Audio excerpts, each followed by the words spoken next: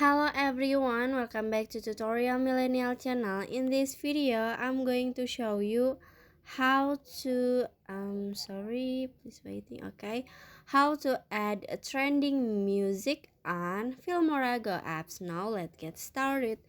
First, after you add the video that you want to edit, you just click on a music at the bottom, and then in here you just click on add a music.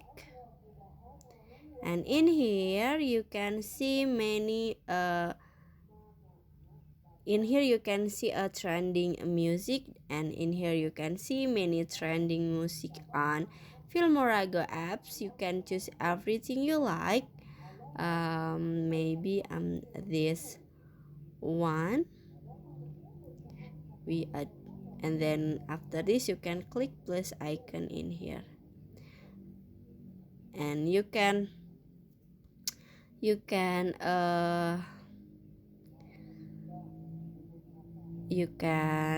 set the volume, speed from music, fade in or mute like this. You can set a fade in or fade out like this, and finish. So that's how to add a trending music on a FilmoraGo apps.